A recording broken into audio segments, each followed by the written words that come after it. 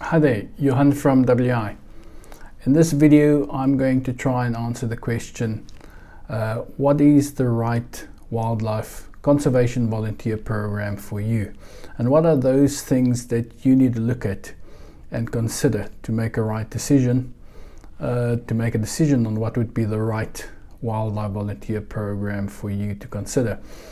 WI, we're a conservation organization operating in South Africa.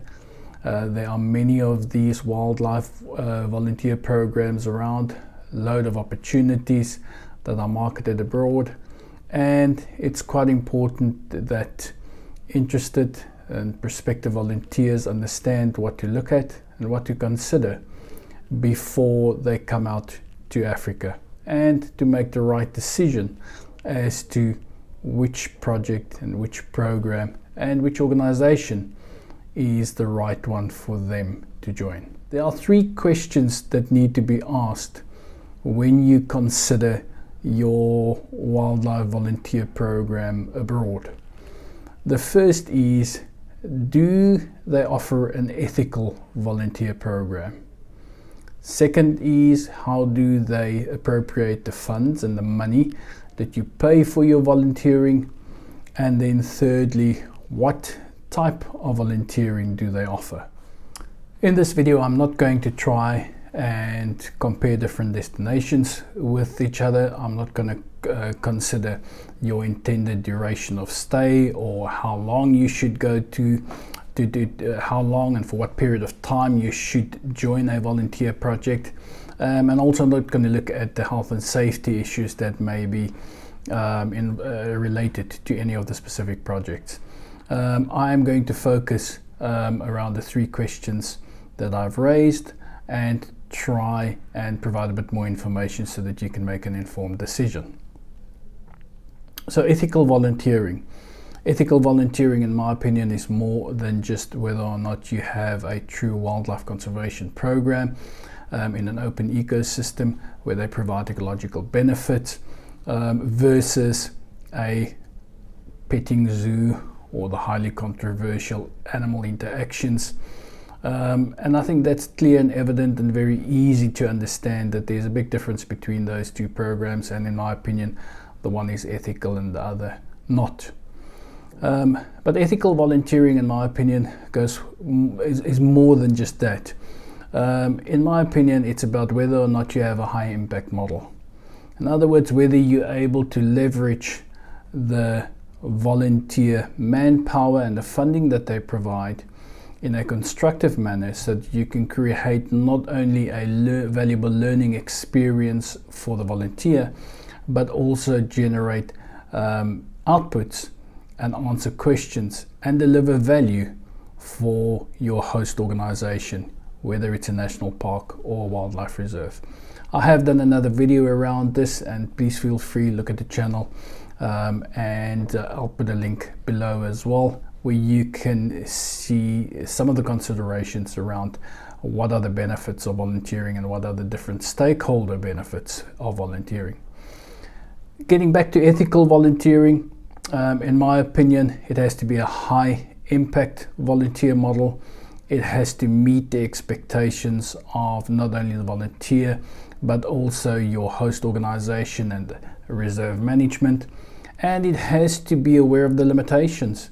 Volunteering, I think, often gets oversold on the basis that people think they can come to Africa and they are going to offer their services and be actively engaged in daily volunteer activities, when the reality is that they are quite often unskilled and not suited for the type of work that need to be done. And there is an upskilling process and a period of time required for volunteers to develop and to become better suited for the volunteering that is needed on the ground.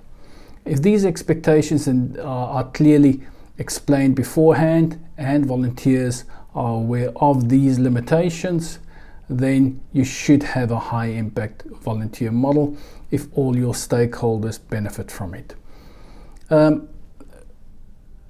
A volunteer program that's ethical will usually have a learning element to it. It will usually follow a course curriculum. It'll endeavor to increase and upskill the volunteer. And then, as I said, there will always be a reporting or an output or a result from it, whether it's for science or whether it's for conservation in general, or whether it's an ecological service or a report for reserve management. There will always be a very specific output from it. So ethical volunteering has to be a high impact model. It has to clearly identify the expectations and the limitations of the program and the project. There has to be a learning element to it, an increase and an upskill element to it, and then also reporting and outputs on the ground. The second element to look at is how do the funding get appropriated. There has to be transparency around that. There has to preferably be a breakdown given as to how those funds are attributed, how are they utilized, how much of it goes towards subsistence, how much of it goes towards hosting the volunteer on the ground, how much of it is allocated towards the conservation work that gets done, and how much of it is kept as a administrative or a marketing or a sales component of the selling price. And certainly a good quality volunteer program and organization will have no problem to share this type of information with the prospective volunteers. And I would recommend that volunteers ask for such a breakdown before they make a decision. Then it's important to understand that there is an element not only of subsistence but also of selling and sales that go with the volunteer program. So quite often when you do a cost comparison, be reasonable and understand that in order to deliver a product and in order to deliver a project to an interested volunteer abroad, there are agents involved. They operate within their own economic environment, and they obviously have to defray their own costs and would have a profit incentive as well. So certainly those costs would have to be allowed for, but then with a full realization that you are delivered with a good quality pre-vetted program on your doorstep where you can sign up in your home country with a high amount of confidence. All right, then the last element to look at would be the type of volunteering that you want to do. And again, I think it's important to distinguish between the different types of volunteer programs, whether it is a wildlife sanctuary, whether it is a rehabilitation center, or whether it is a program that's hosted in a wildlife reserve where you have an open ecosystem and free roaming animals. That's a type of program that we host at WI. We really believe that that's the only way to leverage the volunteer model, and that there are little benefits in terms of sanctuaries and rehabilitation centers. What is important to consider when you look at a open ecosystem wildlife volunteer program in a game reserve is you have to understand the operating area. Which area? Is it a national park? Is it a private game reserve? And do they have linkages with other conservation organizations, with NGOs, with universities and academics? And certainly this would give you clarity on the quality of their program. And certainly any open ecosystem wildlife volunteer program in a game reserve or in a national park should have several of these linkages related to the volunteer project in order to bolster the credentials and bolster the outputs of the program. Then, do they have a daily schedule? Is there a fixed program that's followed? Is there a course structure that's followed?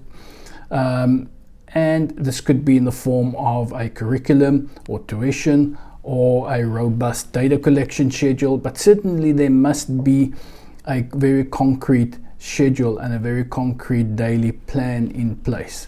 And then this has to be accompanied by an element of supervision, whether it is from field staff or managers or even specialists and academics. There has to be an element of supervision. So you need to look at whether there is a structure, whether there is a outline or a curriculum that's followed, whether there's a daily schedule that's followed, and then how is that managed and how is that supervised on a day-to-day basis. So briefly, those are the three main elements to consider when you are interested to do a wildlife volunteer program in Africa. Look at whether or not the volunteer program is ethical, look at the funding and whether or not the funding is transparent, and then look at the type of program and make sure that it is the type of program that you want to sign up for and that you can reconcile with your own expectations. And if you have those three, if you interrogate those three questions, you will find the right answer and you will find the right wildlife volunteer program for you. If you found this information helpful, please subscribe to the WI Conservation Community channel. And if you are interested to join an ethical wildlife volunteer program, please see the link below, and there's more information about WI and the various conservation programs that we host in South Africa. Look forward to welcome you soon.